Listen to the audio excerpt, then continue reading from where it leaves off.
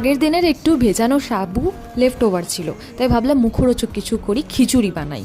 সাবুর খিচুড়ি রেসিপিটা দেখে নিই। একটু মুগের ডাল কাঠখোলায় একটু হালকা করে ভেজে নিয়ে আলু দিয়ে তারপরে মুগের ডালটাকে সেদ্ধ করে নিতে হবে। কড়াইতে এবার তেল দিয়ে 5 ফোড়ন দিতে হবে। 5 ফোড়নের মধ্যে আমার শুধু রাঁধুনিটা বাকি ছিল।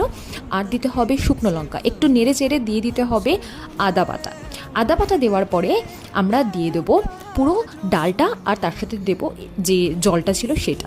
এবার দিয়ে দেবো ভেজানো সাবুটা। সাবু যদি না ভেজানো থাকে তাহলে কিন্তু একটু সেদ্ধ করে নিতে হবে, সেই ক্ষেত্রে সাবুটা আগে একটু ভেজে নিতে হবে। আর তারপর জল দিয়ে নুন, হলুদ গুঁড়ো, জিরে গুঁড়ো, লঙ্কা আর স্বাদ মতো সামান্য একটু চিনি দিয়ে জিনিসটাকে ভালো করে মিশিয়ে নিতে হবে।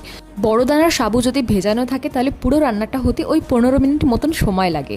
খেয়ে দেখুন, জানাতে ভুলবেন না কেমন লাগলো। সাথে একটু লঙ্কার আচার বা যে কোনো রকম আচার হলে কিন্তু ব্যাপারটা বেশ জমে যায়।